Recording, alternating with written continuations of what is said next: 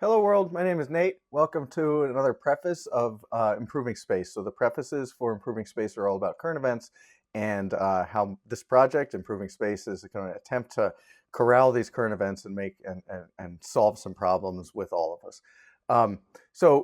Just going to run through, there's many articles out there about AI and looking at it from many different angles. There is the documented problems that it causes in our own brains when we outsource thinking about things to AI. There are now um, uh, uh, documented instances in the human brain where you can actually see areas that don't light up as much after a lot of AI use. I encourage you to check out articles. I will have links to the articles in the description of this video when you find it on YouTube. I'm not able to have tapping links yet until I get a number of subscribers. I'm still 498 subscribers off of that. So please click any of the links that are in the description. At some point, I hope to actually make this video clickable. But I'll just run through these. So there's the issues with our own mental issues with using AI and the amount that it is taking away from our critical reasoning capabilities.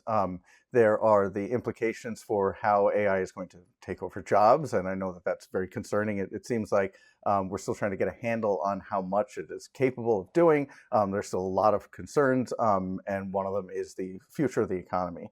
Um, there are also many concerns for its military application. That seems to be where a lot of the growth and a lot of the kind of breakneck growth speed is focused is in military applications and making sure that we keep an edge on other countries like China, which is kind of fueling this mad dash to get more and more AI capabilities and have them integrated into more and more systems, especially dangerous ones.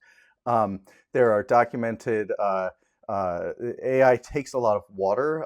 It kind of varies, but it seems like even a basic Claude prompt takes anywhere between a tablespoon or quite a bit more of water.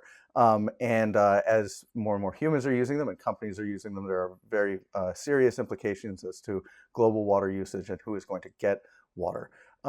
There are data centers being built. You may be aware of one in Utah that was going to be twice the size of Manhattan. The last I heard, it was only going to be once the size of Manhattan, and I still hear or I still read articles about this very much being a heated debate in that state and with these developers.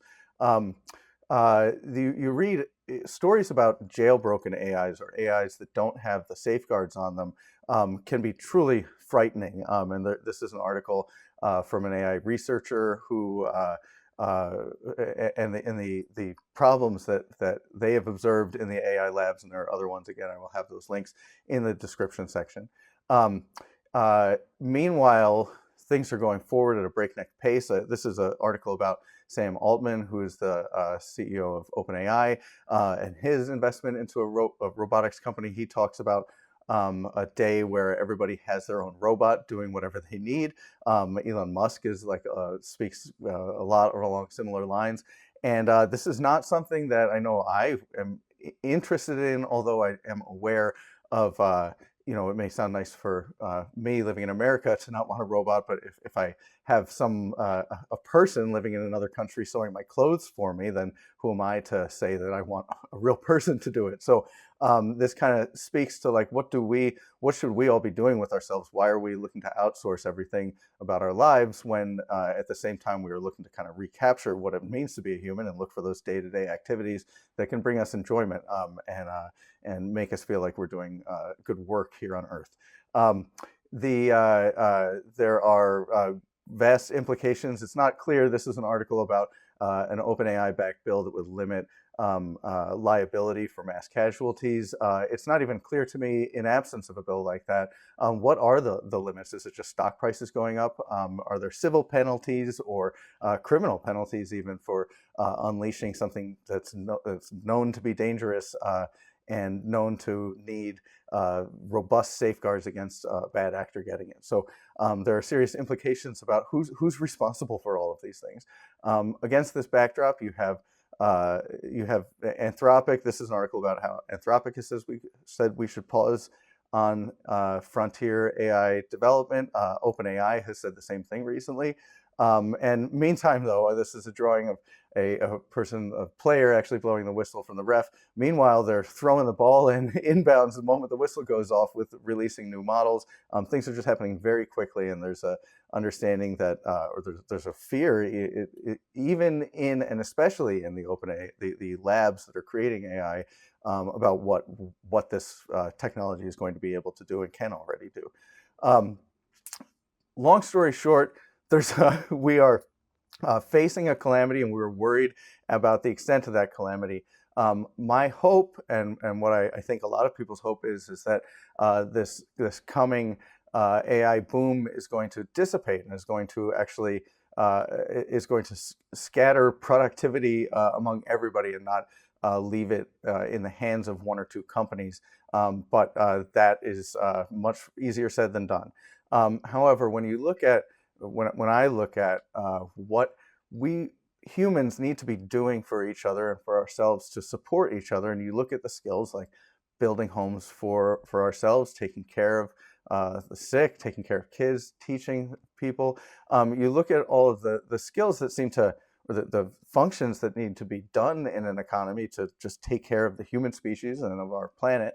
And none of these is really suitable for AI and robots. I enjoy doing many of those things, and I think that we all want a world where humans are doing these services for us. Definitely, supplemented by robotics and AI if if it's a sustainable trajectory.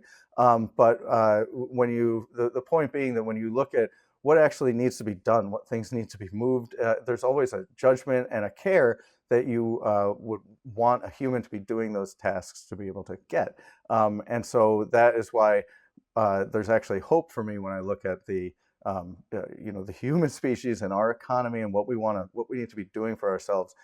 It does not, to me, look like at the bottom line that all hope is lost. It looks like management of these things is going to change, as well as how major decisions are made, maybe how entire markets work can be coordinated a little bit better.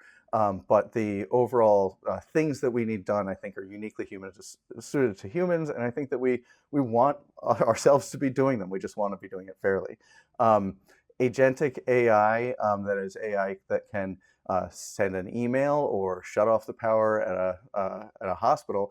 All of those systems, to me, I liken it to a car in a playground, in that you are those AI agents with the guardrails. You are hoping that they won't be jailbroken, but it is a given that if they are jailbroken, bad things would happen. And I would, in my mind, AI should be used to guide decisions and to support decisions, but ultimately it should always be humans at the lever. We want humans with skin in the game, who are responsible and have consequences for their decisions. And gets back to the slide of all of the different jobs. We want humans to be responsible for taking care of a hospital, say, or of a national security system. We need people who would face the consequences of poor decisions and have skin in the game.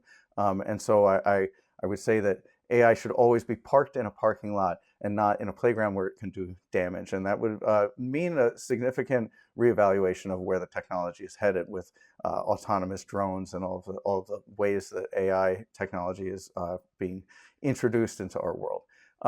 So in order to do this, though, we need to do what the heads of the companies themselves are talking about, which is to get on the same page. They talk about wanting to pause AI frontier development, but being in a tricky situation because of other countries, namely China, that are also pursuing development.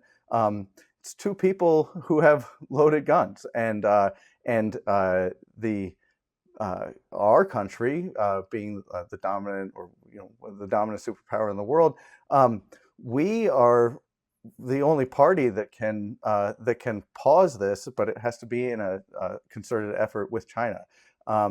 So regardless, we need to be able to get on the same page about our values and talk about things, and assume that we are doing it to try and make a better world, and not assume that when Anthropic puts out a release that says Mythos is dangerous, that it's all just a bunch of marketing hype. We need to start taking each other seriously, and have real conversations. And if we can do that, we can imagine a world where AI is providing us the information we need to make good decisions. But ultimately, the truthfulness factor of AI, the fact that it is just trying to present us with a finished picture, and is hallucinations and made up facts are still rampant in these models. It seems to me, reading articles and using them a little bit myself.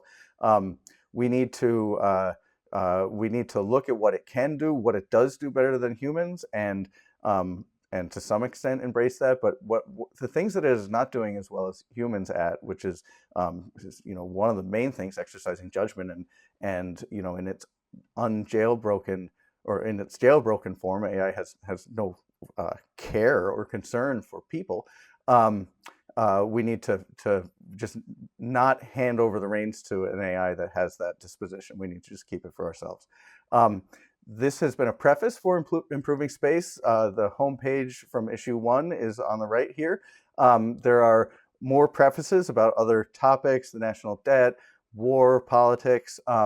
So you're welcome to go and look at those other prefaces. There is a 9th preface that ties them all together, all these issues, and tries to chart a course to what is needed. The introduction is a video I'm especially excited about. The introduction talks about this project and what I'm trying to do with this project, to provide the country and anybody else who is interested in it, to provide my view of a framework for solving some of these problems, and kind of give something to snowball around, start something that other people can add on to. So that is what I discussed in the introduction. As far as the main videos, which is forms the heart of the series, there's currently 5 in issue number 1 that will expand to around 94, 95 videos. The 2 that I would recommend that dovetail most closely with AI and advanced technology are the videos A File Evolves, which is about coordinating work in the construction and design industry and the implications for other industries. And then the last video in issue number 1 is New Ideas for Old Problems, and that is about how an online platform where the American public could go to discuss its goals, and in a way that was managed and assisted by AI, how a place where Americans could go to discuss our goals would, in my mind, have a transformative impact on politics. And so I encourage everybody to check out those videos, and hopefully there are ideas in there that you like.